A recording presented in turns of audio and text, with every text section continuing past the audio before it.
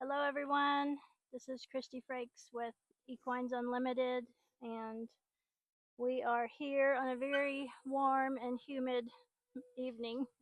It's like 8 something and it's still 100 and something degrees. So I'm sweating, the horse is sweating, Jill's sweating, we're all sweating. But I thought I would kind of, since it's so hot, talk about a little bit of the work with the side reins, and kind of show what I do and the theory behind using the side reins and the purpose. And so we'll start with that and see where we go. But anyway, the first thing that we want to do is, we saddle the horse. Back up here, buddy, a little bit. Okay, we saddle him, we bridle him. I take the reins and twist them together and then run the throat latch through one of the reins, and that kind of holds them up out of the way so they're not hanging down and he's not stepping in them. And then our side reins are going to go from our bit, and I just like to use a snap on each end, and that makes it pretty easy. Okay, so we take these side reins have elastic on one end, and so I just snap it behind the rein, and I've already kind of got them adjusted, and then I just snap them to the buckle of the girth. And you don't really want to go between the front legs. A lot of people do that, but there's different settings that you can use to get different results. So in the beginning, I go low like this, so it's kind of a straight line. We just want him to go in a long, low position. So I go straight back here. You would also want to prepare your horse for side rein use by just putting one rein on and letting them walk around with one rein, and then take that off, put it on the other side, let them walk around with the other rein so that they get used to the feeling of the confinement of the rein. If you just put both reins on immediately and they've never had it before and they go to pick their head up like that, say, and they hit the confinement of both reins, then they're liable to panic and run backwards and fall over, and that's never a good thing. So we try to avoid that. So anyway, but he's had this before, so he's had all of that done already. And so we're going to just put the side reins on low to the girth, and on a more advanced horse, you could adjust the rein. Come here. I know. You could adjust the rein up here, up high, and you get a different flexion in the neck. Okay, so this would be a more advanced horse, and this is more like the positioning.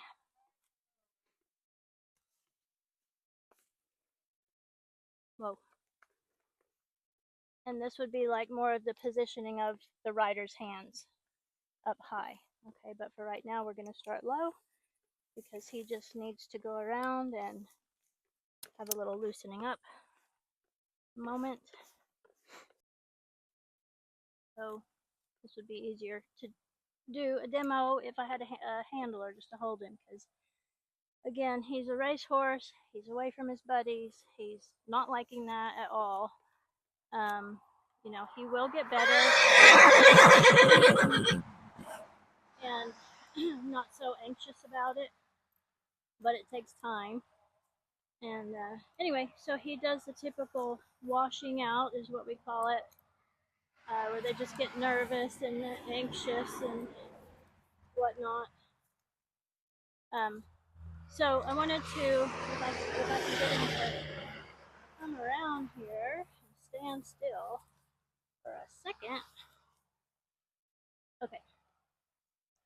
So I've got the side reins set low to the girth because we just want him to get used to a little bit of the pressure and go forward into a nice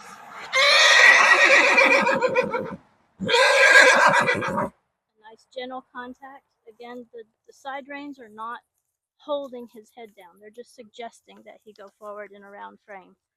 So they should never be too tight that they force the horse's head down, okay?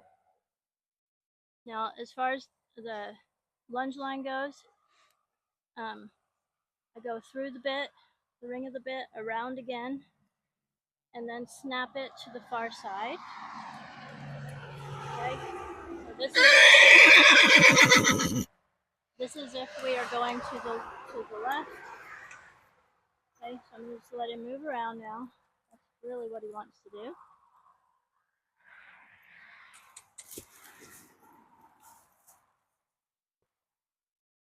Okay, he's gonna throw us a little curveball here.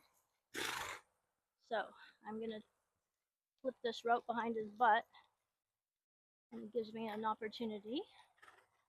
I'm not pulling on him, I'm just gonna fix it.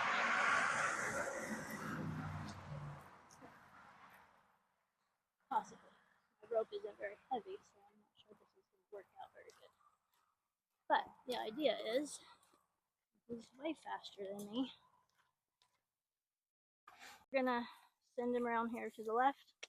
We've got our lead rope, our lunge line set up to go left. He's gonna try to turn around. Try to push down on my lunge line and get it below his hip, but he can't turn. If we can talk him into going left, should be a direction he likes to go.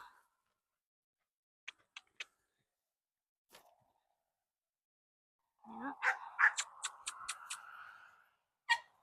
Okay, he's a little put out about it.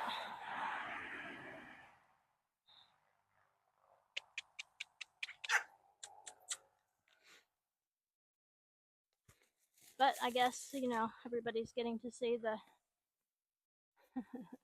real meat and potatoes of horse training.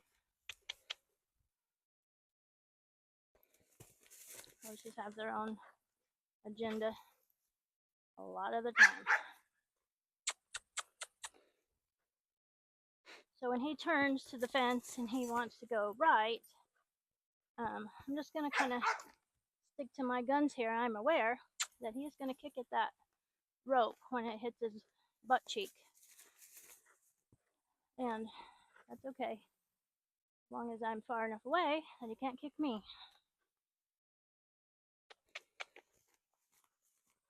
He's going to hopefully give up on that idea. Every time he gets by the gate or the side where the barn is, that's when he does it, of course. Okay, so that's our first trip past the gate, really, but he hasn't thought about it.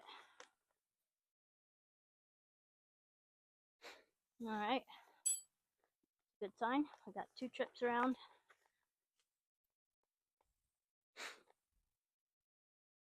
So there's 2 schools of thought on stirrups, hanging down or tied up.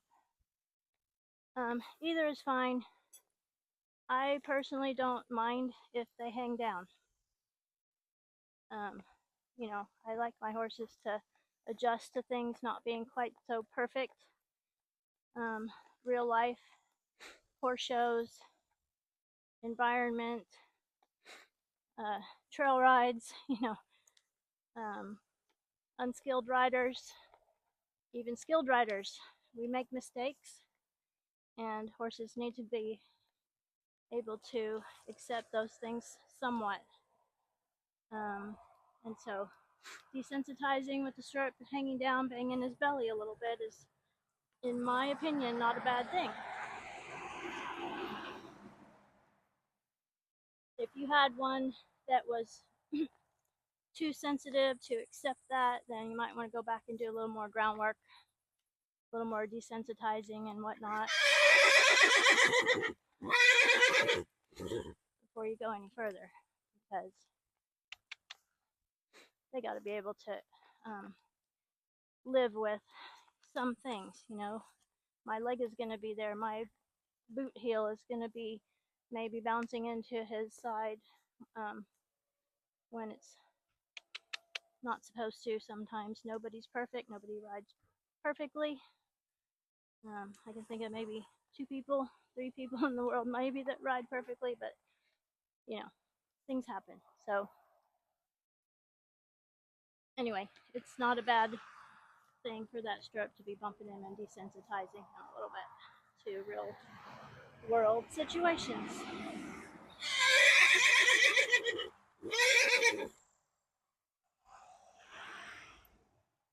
Okay, so finally he is starting to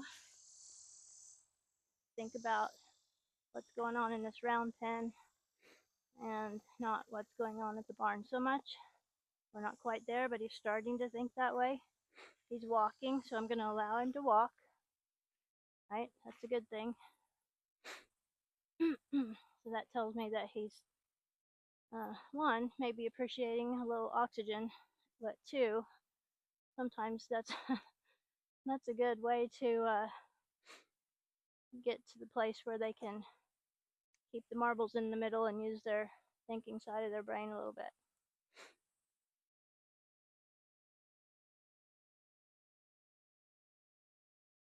Good. And you can see when he walks that he is starting to feel the little bump of the side rein on the bit and give to it a little bit, walk up into the pressure and relax his neck and his whole, and that's really the purpose of this whole thing.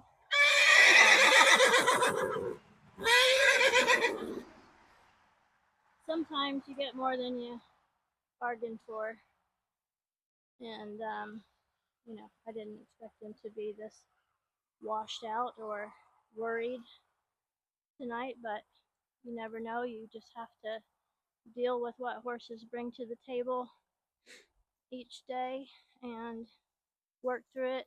You know, you can always come to the training session with a game plan, but you have to be very adjustable, because horses can change that plan for you pretty quick. Okay, now we're starting to get a little bit more relaxation. That's good. Good boy. There's a good neck position. Starting to think about it.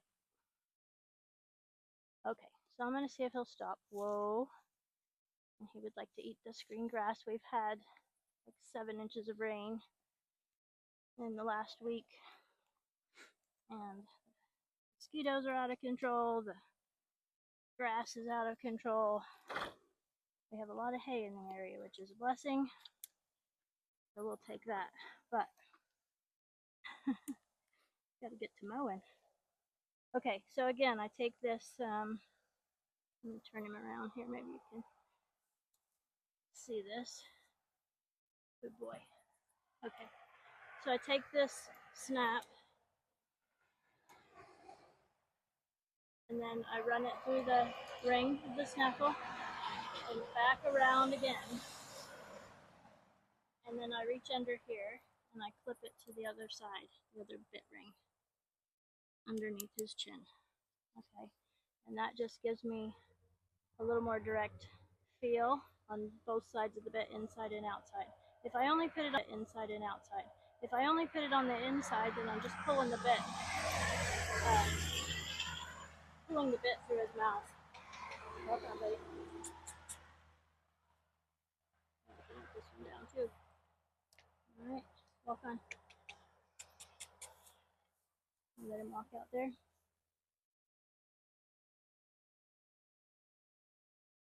Walk on. I know, it's very tempting, huh? Walk on. Yeah, you've had a snack.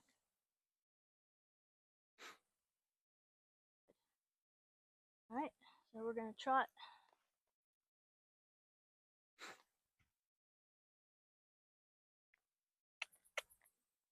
Another thing that needs to be mentioned is when you're lunging a horse, you want to drive him. You have to stay in a driving position. I have a lot of people that have trouble with this concept. They can't get the horse to go forward. The horse just ends up following them. Or they keep moving sideways trying to get behind the horse to drive it. But you have to think about, I want to drive the horse away from me. Your energy goes this way and you drive them away. Okay? And then once they get going, you kind of have to follow them, but stay even with the stirrup or the girth, right? If I get too far out in front of him and I cut in front of him, then he stops. I stop him. I get behind him a little bit to send him forward. Good. And then once he's going, I stay even with the stirrup. And I can drive him around. So he's not quite. Tips. No. He's not quite as confident going to the right.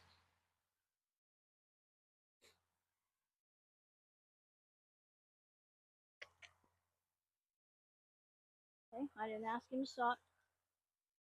So he can walk, that's fine. But I did not ask for a stop. I want to make sure he knows that I can control his feet. And I'm still driving him forward, even though we're walking. Okay, we're going to do one more little trot. Trot. You'll see when I want him to go forward, I move this hand up and forward. That's leading him. I can lead him from here, from the middle of this round pen. So these horses are smart. You know,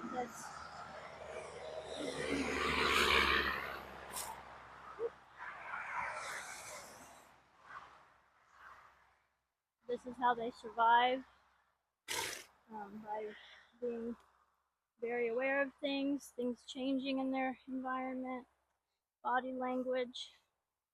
So they tune in real quick about when I put my hand forward and I click at him, he goes forward. Bigger trot, canter, giving some canter. And I drive with my left hand. There we go, entering. And when he steps into the canter, and I put my leading hand down, and I go more with the driving hand. Okay.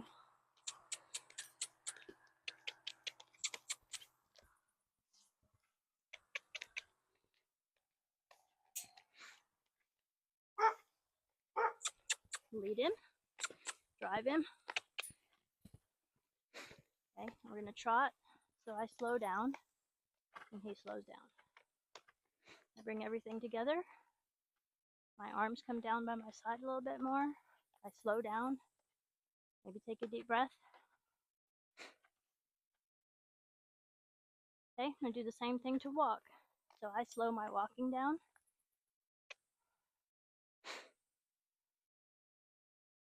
And he tunes into that really fast.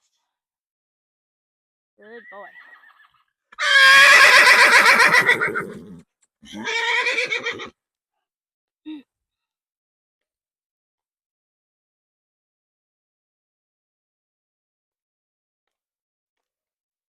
Okay, so we're trotting. I'm wanting to walk. And as he's paying attention, I bring everything down. Slow my breathing, slow my steps, and he walks with me. Okay. So now, when you have side reins on, I know everybody does a lot of the natural horsemanship and getting the horse to join up and face you and all of these things, but when they have side reins on, that's not really a possible thing, and you really don't want them to do that. So that's personal preference.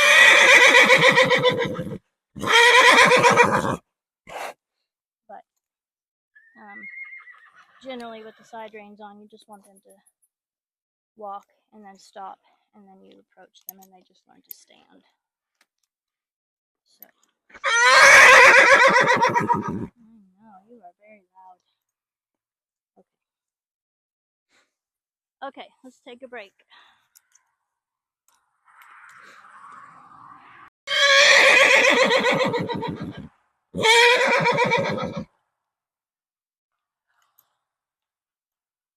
Okay, so now we have worked them a little on the side reins, and you can see, like, we've pretty much showed everything that we've done, so you can see how hot it is here. It's very humid. He did not work that hard. He's just washing out. He's nervous, and it's hot. He's sweating.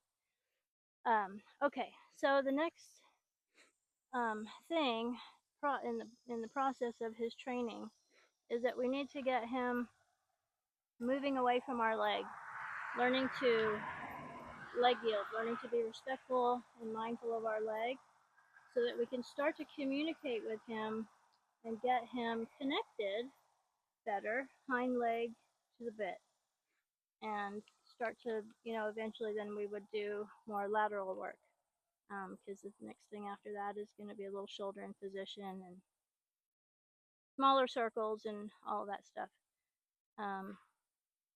So the best, easiest way that I can tell you to start a horse learning to move away from pressure of your leg is to start on the ground. Okay, so there's one way you can do it is just stand in a halt and come down about a hand's width behind the girth. Use your thumb or your thumbnail. Stand at the shoulder so that if they kick at you, you don't get kicked. Okay, because some horses are sensitive to this in the beginning. He likely might be one of those. So I'm going to be really aware. Stay at the girth or more in front of the girth, forward to the shoulder. Take my thumb, make a little pressure. I'm pulling just down and to me just a little bit with the bit, stabilizing him a little. And I wait for that hind leg to move. One hind leg is fine. I take the pressure away, let him stand, let him process, and then I'll pet him here, and then I'll take my thumb, put a little bit of pressure on the rib, and see if we can cause him to step away. There we go. And just, and there he blew a little bit, so he's letting me know he understands. He's processing a bit. Okay, there we go. That was a big step to the side. That's what we're looking for. Let's do it again. Good. And we just keep going around until he's made one revolution. One trip all the way around. Okay? And then I'm going to let him stand there and just think about it for a minute. Right? And then I'm going to reapproach, pet him, apply my thumb there. And he already knows. He's already thinking about moving away from my thumb pressure. And I'm not pushing on him hardly at all. And he's aware.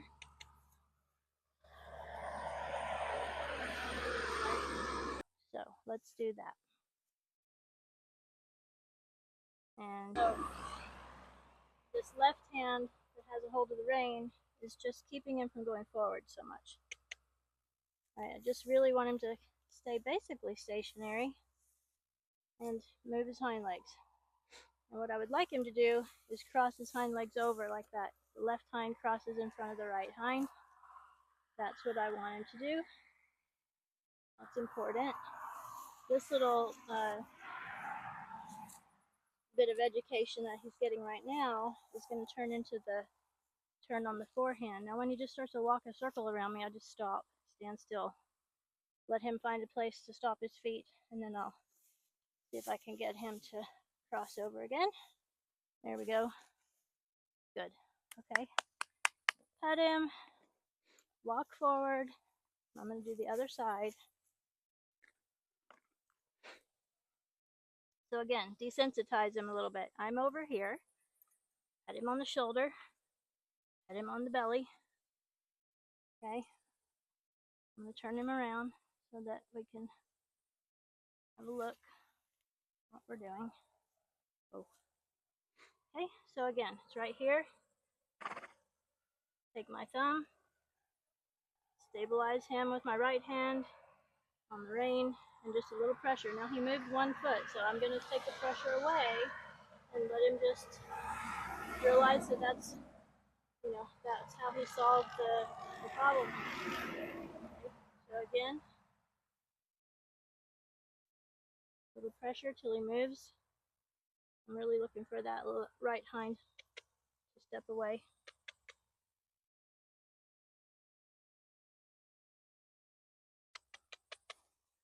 Good boy. And then we take the pressure away. All right, so you can see he was a little bit more adamant about not moving. Try it again. Now he's better. So horses learn from when you take the pressure away. That's when they recognize that they solved the problem. And ultimately, that's what we need them to be, is just a good problem solver. Good job. Okay, and again. Very good. Good boy. And there he offered a little bit more on his own without even me touching him. There you go. That's good. And really, I would just like him to take 1 step, not do more. But, in the beginning, he's like, wants to be a champion. So he offers more steps. Okay, so that's good. That's how I would introduce that. A little bit of listening to my leg pressure, moving away. Okay, and then we can get on and try that from his back.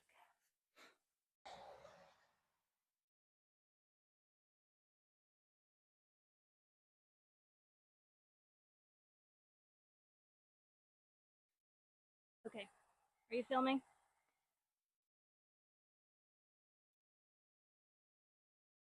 Okay, so now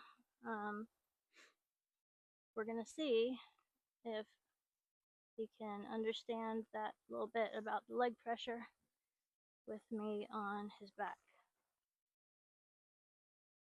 And you can see that he's starting to understand about giving to the reins and stepping forward to the bit, riding up in between the reins, taking me forward in a little rounder frame, long low neck position. That's where we want him right now.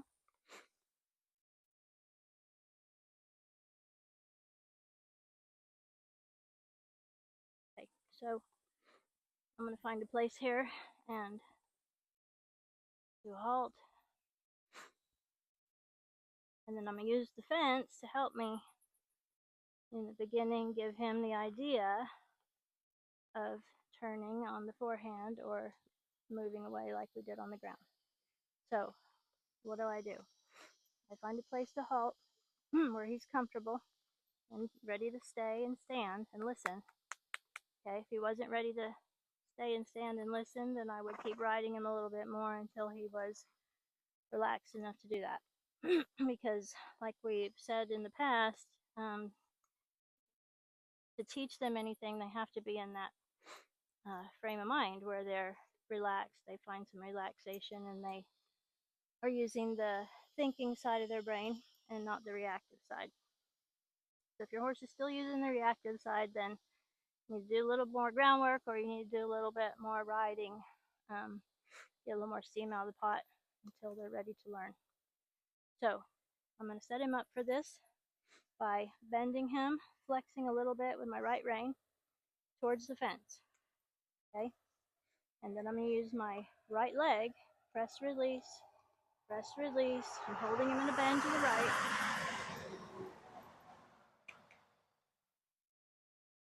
just pressing, releasing, pressing, releasing, pressing, releasing, pressing, releasing, until we get turned all the way around and we have changed direction.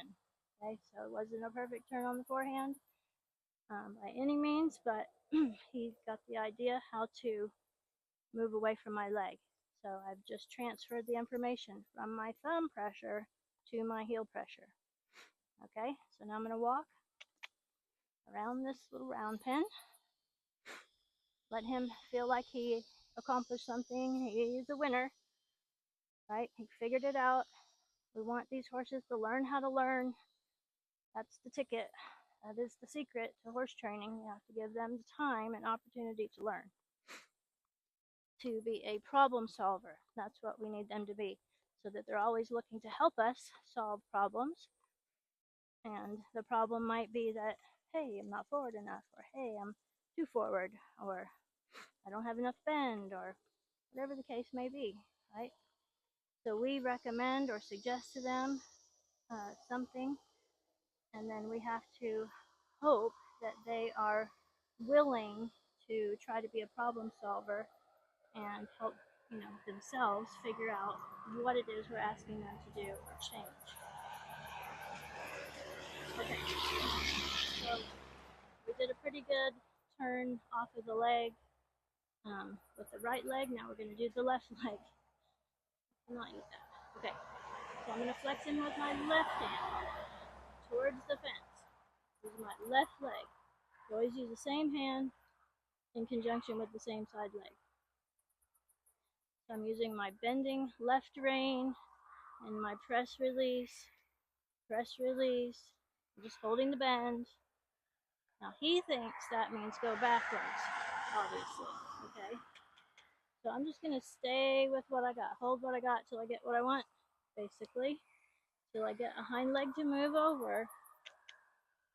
Let's see if we can. He's moving the front end, he's backing up, he's taking all the wrong avenues and all the wrong answers before we finally can figure out to move the hind leg. And there, he's moved the hind leg.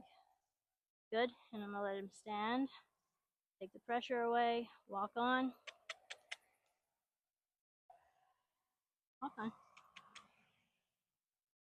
There you go, good boy.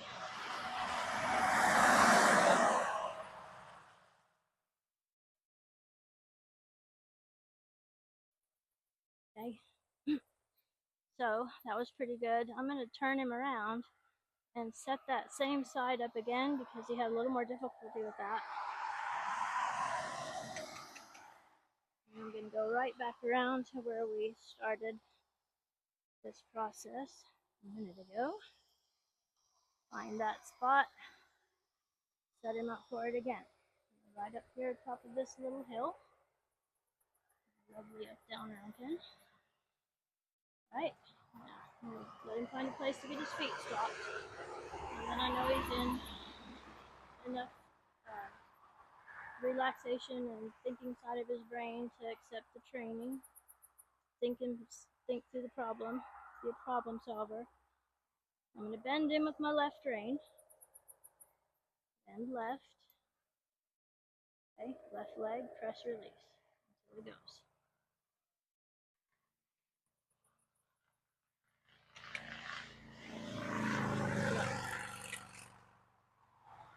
Good. Okay. So, was it perfect? No, but it was better than the first time. So we have to live with that. Get over here a little bit, buddy. Right? We have to live with that. Because he tried. Okay, so I'm going to hold here. I'm going to do another one to the right. So I have my right rein bending towards the fence. Use my right leg. Same pair. Right hand, right leg. Press, release. Press, release. Press, release. Press, release. Waiting for a hind leg to move over. Moving everything but. There we go. Now we got a hind leg to move. And then I let him go forward. Sometimes you just gotta hang in there until you feel that hind leg move. Just because it changes directions doesn't mean he did the maneuver, right? He did not complete the task in the fashion that we were asking him to. He figured out a different way to do it, which is not always what we want. So, okay, I'm going to halt again. We're going to go left. So, bending left with the left ring. Left leg, press, release, press, release, hold the bend. Even if he pushes against it, it's okay. That's right. I'm just holding what I got. He's doing way more moving around than I'm asking him to do. And I'm not using my leg at this moment because he's just moving. Okay, now he stopped. Using the thinking side of his brain. That other stuff was his reactive side coming through. There we go. There. Good boy. Now we've moved the hind leg over. So anyway, this is a process, and you know, it's has to be kind of pecked away at for a little while before it becomes something that they just do when you set them up for it, bend them, and use your driving sideways leg. But this will, in a few more rides, I would say 10 or less, he could start doing a little bit of leg yielding in the big arena, in a straight line, moving a little to the side. But this is the first step that he has to learn to do a turn on the forehand first. This also can help them with understanding that they need to stay round and they need to stay on the contact when you put your leg on. They can learn to accept this better when they're standing still. So they don't, it keeps them from panicking or wanting to run off or whatever, right? Because what does your leg pressing on them mean in general up to this point? It means go. Okay. So now we'll do one more. Bending right leg. There we go. And you can see that he stays a little bit on the bit. Good job, bud. Good job. Forward. Mosquitoes are coming out, folks. Woo. Okay. I'm going to give him a little trot just so we can have a look at that today. Yep. Trot, buddy. Take me forward. Again, sitting. Wide hands. Hips round.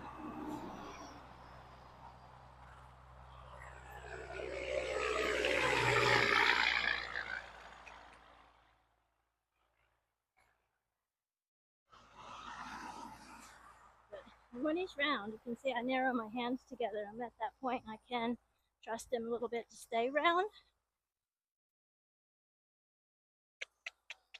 Take me forward, wide hands, drive in between the reins, drive in between the reins. Good. And then he takes me forward. Good. Walk transition, wide hands. Good. And I'm going to let him have a long rein. And we are going to call it a day because the mosquitoes are eating me alive.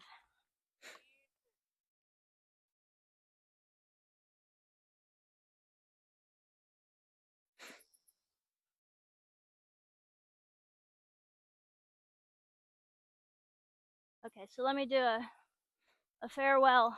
I always forget, I have to say bye.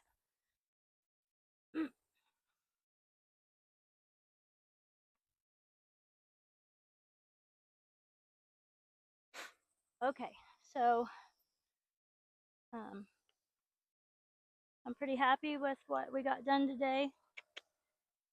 He started off a little bit on the muscle and worried and washing out and all those things. But he's ending in a good place, and that's what's most important. because horses always retain and remember how they